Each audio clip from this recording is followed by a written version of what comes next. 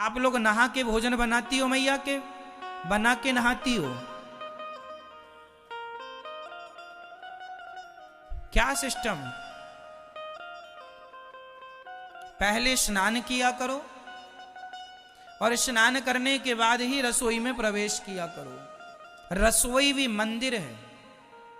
बताओ रसोई किस किस चीज का मंदिर है, काहे का मंदिर है? बोलो किसका? अन्नपूर्णा। अन्नपूर्णा आप कह रहे हैं तो सही ही कह रहे होंगे, पर मेरे विचार से कुछ और है। हमारी जो रसोई है वहां वो विचारों का मंदिर होता है। किसका मंदिर? विचारों का। अच्छा अन्न खाओगे तो अच्छे विचार प्रकट होंगे, गंदा अन्न खाओगे गलत विचार आ जाएंगे, और विचार गलत हुए तो जीवन गलत है। विचार कहां से प्रकट होते हैं? जैसा अन्न, जैसा खाए अन्न वैसा रहे मन। इसलिए आहार शुद्धि, आहार शुद्ध तो सब शुद्ध। आहार बिगड़ा बुद्धि बिगड़ी। इसलिए मेरी मां पहले स्नान किया करो, सवेरे उठकर नहा धोकर बड़े प्रेम से साफ स्वच्छ कपड़े, स्वच्छ मीन्स धुले हुए कपड़े, वही नहीं कि कल वही पहन के सोए थे, उठे तो फिर वही पहन लिया ना। साफ कपड़े धुले हुए पहनकर फिर रसोई में प्रवेश करना है, इस भाव से कि ये रसोई मंदिर है। यहां से ही मेरे पति के, मेरे बच्चों के, मेरा यहीं से विचारों का निर्माण यहीं से होगा। आप कुछ ना खाइए, 4 दिन तक भूखे रहिए, उस भूखी हाल में आपके अंदर कोई विचार नहीं होगा। विचार शून्य हो जाता है। क्यों जी? क्या सोचता है आदमी? उस समय केवल खाना मिल जाए, भोजन मिल जाए। तो भोजन ही विचारों को जन्म देने वाला है। इसलिए बड़े बुजुर्गों ने कहा है कि जैसा खाए अन्न वैसा रहे मन।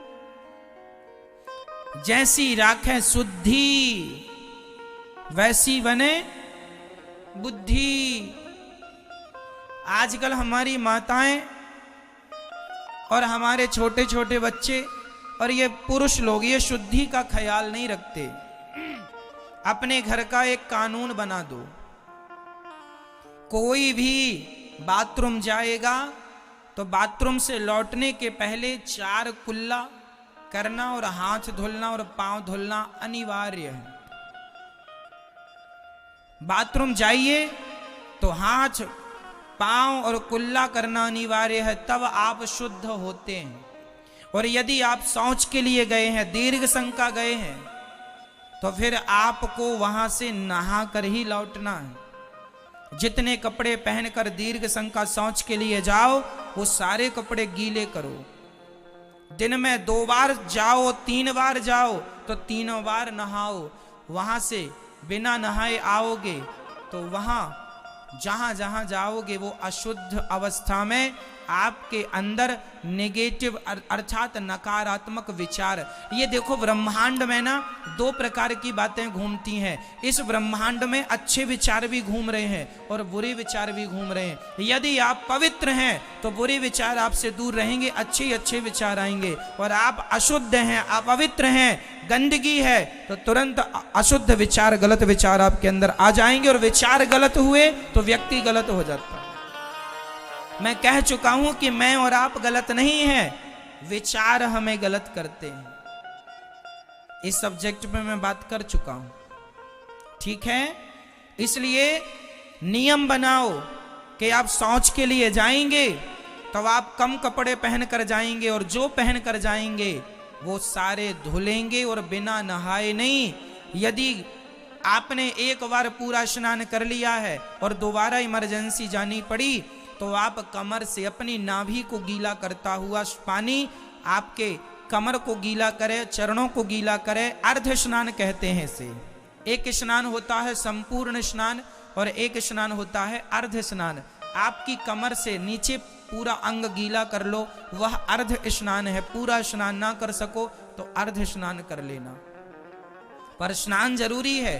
जैसी शुद्धि आजकल बच्चों की बुद्धि क्यों बिगड़ रही है?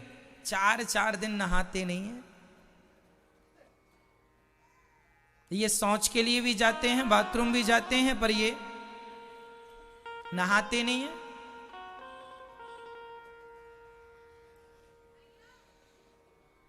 अब ऐसे लोगों की बुद्धि तो भ्रष्ट होगी ही, जो 4 दिन से नहीं नहाया, जो शौच के लिए गया बिना नहाए घूम रहा है। इनसे आप अच्छे विचारों की उम्मीद कभी ना करना, इनके अंदर अच्छे विचार जन्म ले ही नहीं सकते।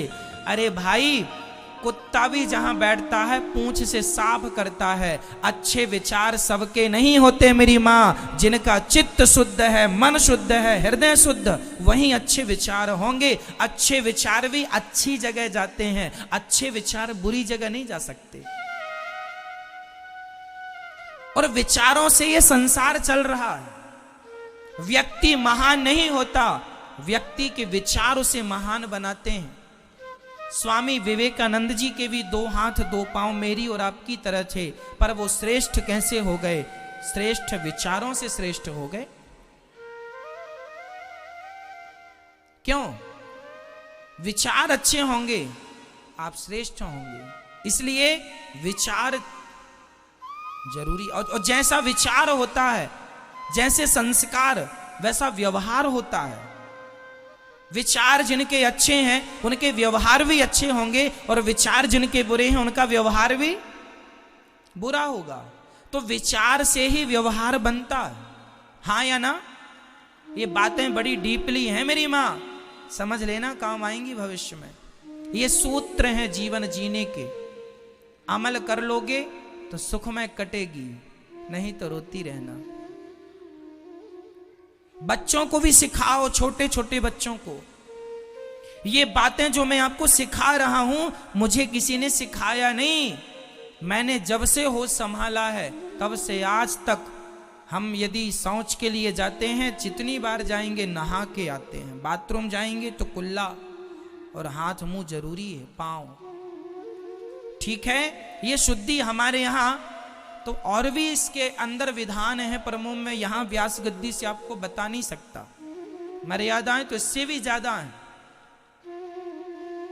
हमारे यहां तो यह भी लिखा है कि खड़े होकर के लघु शंका नहीं करनी चाहिए, बैठ करके लघु शंका करो। क्यों महाराज जी? खड़े होके लघु शंका करते हैं तो आपकी बाथरूम जो है, यूरिन जो है, वो आपके कपड़ों में एक बूंद गिर गई तो आपके संपूर्ण कपड़े अशुद्ध हो जाते हैं। फिर वो शुद्धि कहां रही? हमारे यहां तो जैसे हाथ मुख को धुलने की विधा है, उसी प्रकार लघु शंका करने के बाद उस अंग को भी धुलने की विधा है। ये डीपली ज्ञान है शास्त्रों का, कर्मकांड का।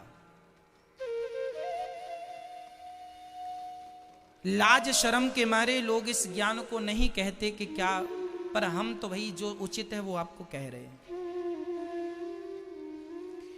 हम लोग इन बातों का ध्यान रखते हैं। हम लोग लघु शंका भी वहीं जाते हैं जहां पानी की व्यवस्था हो। बिना पानी के लघु शंका नहीं। हमें तो पानी कुल्ला भी चाहिए हाथ मुंह भी धुलने के लिए। ठीक है, तो आप ये नियम पालन कर लेंगे तो विचार शुद्ध होंगे, आपसे अच्छी उम्मीदें की जा सकती हैं। ठीक है, इन चीजों का बच्चों को भी सिखाइए, ये चीजें सबको बताइए। ये चीजें इंसानों टाइप के रहो, जानवरों टाइप के नहीं कि हम नहाए ही नहीं, बाथरूम गए कुल्ला पानी नहीं किया, हाथ मुंह धोए। तो जानवर सुअर लोग भी ऐसा करते हैं, उन लोग भी बाथरूम वगैरह करते हैं, कहां कुल्ला उल्ला करते हैं? क्यों? बकरा बकरी सुअर बंदर कहां कुल्ला करता है? वो तो खाता जाता है और वहीं मूत्र करता जाता, मल मूत्र त्यागता, खाता जा रहा मल मूत्र करता। और तुम भी यही कि वही अभी सोच करके आए और खाने बैठ गए। ये तो जानवरों की विधा है। ऐसे आचरण तो जानवरों के हैं कि सोच के लिए चले गए फिर खाने बैठ गए, खाते खाते सोच के लिए चले गए फिर खाने। ये आदमी हो कि जानवर हो? ईश्वर ने 84 लाख योनियों में तुम्हें श्रेष्ठ बनाया है। क्यों श्रेष्ठ हो? क्योंकि तुम में बहुत विवेक है, बहुत ज्ञान है, और फिर भी आचरण तुम्हारे जानवरों जैसे हैं। तो इसमें ईश्वर क्या करेंगे बताइए? कितना सुंदर शरीर दिया, कितनी बुद्धि अच्छी है आपकी, कितना अच्छा आप आचरण कर सकते हो, लेकिन नहीं करते आलस्य के कारण। कई लोग डरते हैं नहाने से। ना जी, चलिए आप समझदार हैं, शास्त्रों के ये वचन थे, सुदास ने आपको कह दिया।